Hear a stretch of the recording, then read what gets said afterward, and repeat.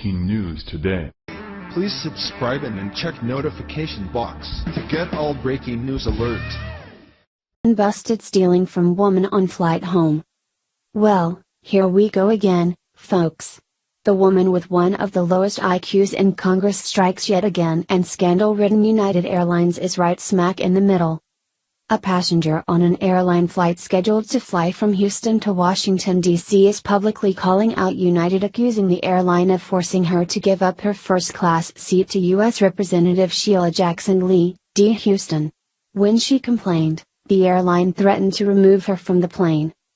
Jean Marie Simon is a 63-year-old attorney and private school teacher. She used 140,000 frequent flyer miles on December 3 to purchase her first-class tickets intended to take her Washington, D.C. to Guatemala and back home for Christmas. When it came time to board the last leg of her flight home from George Bush Intercontinental Airport on December 18, after a roughly hour-long weather delay, Simon said the gate attendant scanned her paper ticket and told her it was not in the system. The attendant then asked her, "Did you cancel your flight?" Simon replied, "No. I just want to go home." Apparently, the fact that she pre-purchased seat apparently did not matter. She was told her seat, 1A, was already taken. Simon was then given a $500 voucher and reseated in Economy Plus, row 11. Simon states she later learned that Jackson Lee was the person her pre-purchased seat was given to and accused the Congresswoman of receiving preferential treatment. United Airlines denies the accusations of showing preference. After the flight was delayed, Simon said she saw Jackson Lee board with a flight attendant before the other passengers. She said she did not know who the Congresswoman was until another passenger told her. Upon boarding, Simon went to the front of the plane to see who had claimed her pre-purchased seat and snapped a photo of the Congresswoman in her reserved seat.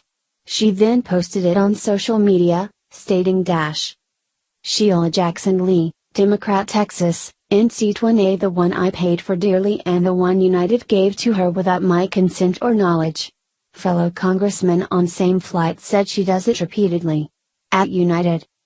After snapping the picture, Simon went back to her seat.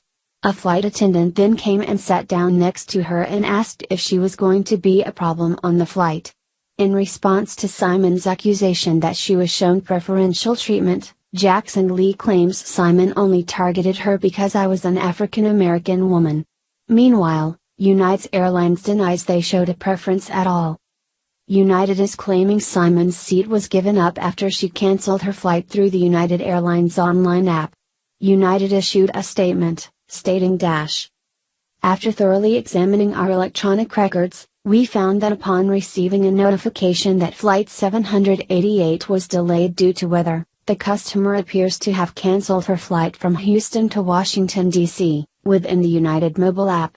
As part of the normal pre-boarding process, gate agents began clearing standby and upgrade customers, including the first customer on the wait list for an upgrade. Simon vehemently denies that she canceled her ticket, stating she has been a United customer for more than a decade and part of their Gold Elite Club.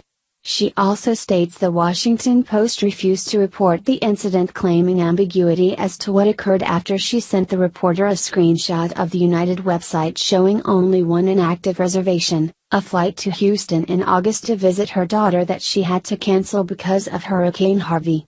United says the screenshot would not show the December 18 flight as canceled because Simon did eventually end up taking the flight.